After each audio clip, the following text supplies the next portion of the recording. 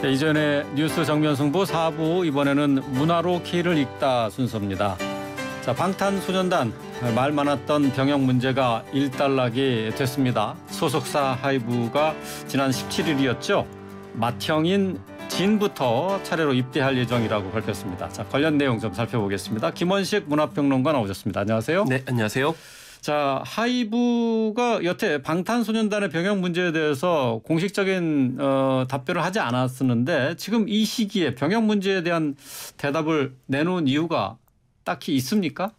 일단 시점이 부산 콘서트가 끝난 네. 시점에서 이야기를 했습니다. 그렇기 때문에 아무래도 이제 완전체 활동으로서는 마지막이라는 그런 의미가 있기 때문에 이날 발표했다고 생각이 들고요.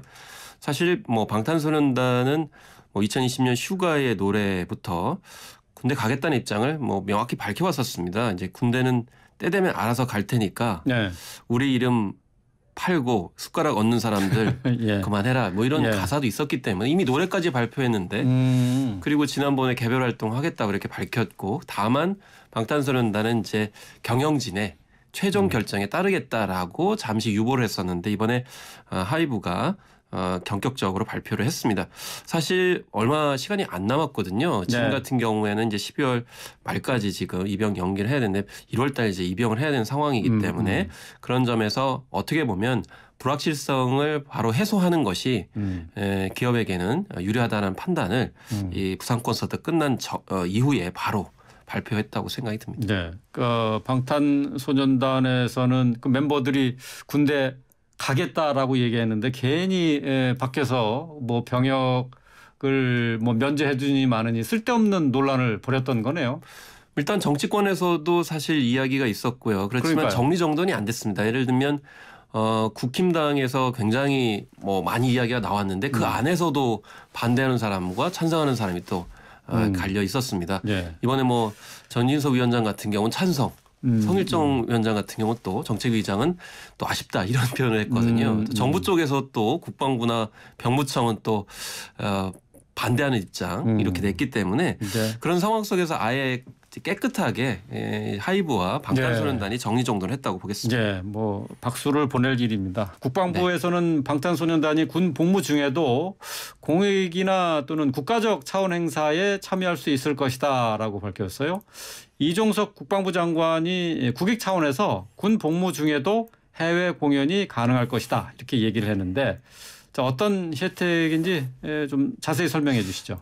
혜택이라기보다는 사실 해외에 우리 문화원이 있거든요. 네. 그 문화원들이 이제 각 나라에 있습니다. 그럼 그 나라에서 우리 문화원이 우리의 어떤 문화를 알리는 행사들을 꽤 합니다. 그리고 콘서트를 하기도 하고 요즘에는 이제 흐름이 K 콘텐츠, K 한류이기 때문에 한류 네. 콘서트를 상당히 많이 합니다. 그리고 크게 하거나 작게 하거나 이렇게 규모의 차이는 있는데요. 여기에 이제 참여를 할 수 있도록 하겠다는 것이고 다만 이번에 이야기한 것이 본인의 의사를 존중하겠다 이렇게 밝혔고요. 또 이종석 국방부 장관은 몇 차례에 걸쳐 가지고 군 복무 중에도 해외 공연을 이제 하게 되면은 함께 공연할 수 있고 연습 기회도 주겠다 이렇게 몇 차례 밝힌 바가 있습니다. 그런데 이제 잘 알려지지 않은 사실이 있는데 그 군에서는 군 뮤지컬이라는 장르를 2008년부터 계속 제작을 하고 있습니다. 예, 이제 올해도 이제 한 작품이 올라와서 거기 이제 일반 그런 연출자도 많이 참여를 하게 되는데요. 그렇지만 이것도 본인이 이제 동의를 해야 나올 수 있는 부분이기 때문에 강제로 하는 건 아니고요. 네. 다만 이제 개인적인 생각은 하지 않는 게 낫다라고 저는 생각을 합니다. 그래요? 왜냐하면 개별적으로 참여를 하는 거거든요. 네. 그러면 이제 방탄소년단이 사실 다 함께 참여하는 게 아닐 가능성이 높고요. 두 번째는 방탄소년단이 쌓아온 공연의 수준이 있습니다.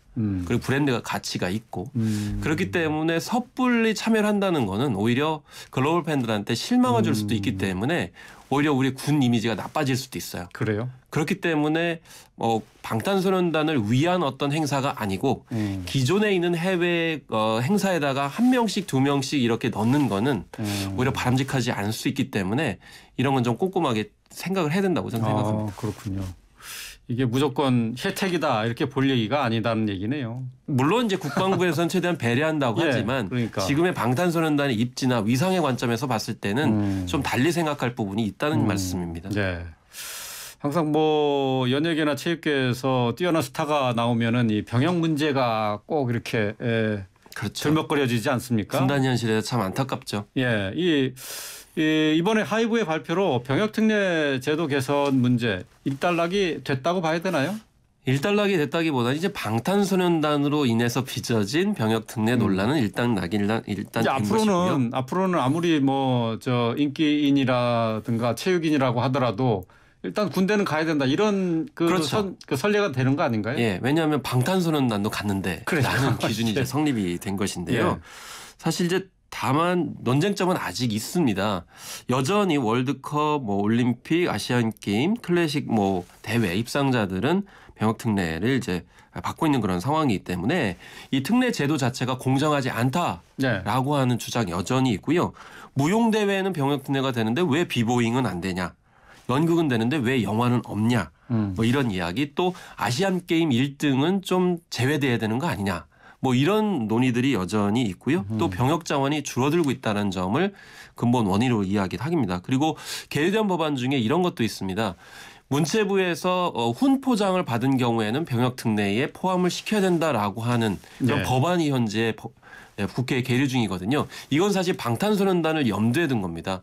왜냐하면 빌보드나 어떤 세계 3대 음악상을 받는다 하더라도 훈장을 받는 경우는 많지 않거든요. 그래서 허가문화훈장을 받았는데 그래서 정부가 일정 정도 평가를 해주면 그냥 어떤 시장의 그런 기업의 어떤 평가가 아니기 때문에 공신력을 가져와서 이걸 반영해줘야 된다는 이 법안 같은 경우 어떻게 될 것인지에 대해서 지금 좀 지켜볼 필요성이 있습니다. 네.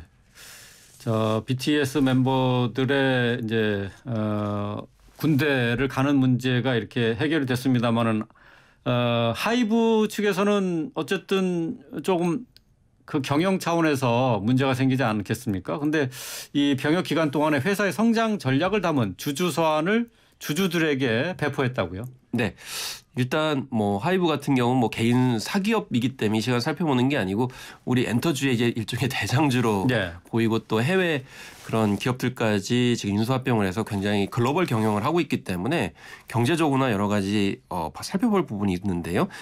그래서 주주들에게 주주 서한을 보내서 이렇게 얘기했습니다. 불확실성이 제거됐기 때문에 이제 중장기 기획을 실현하겠다 이렇게 밝혔거든요. 그래서 주가가 처음에는 2% 떨어졌어요. 그렇지만 나중에는 뭐 4% 이상 뭐 올라갔다는 그런 보도가 있었습니다. 그래서 이제 멀티 레이블 체제를 운영하겠다. 9개의 레이블을 독립적으로 운영하겠다는 건데 이 레이블이라는 거는 음반을 주로 발매하는 그런 기업을 레이블이라고 이렇게 얘기를 하거든요.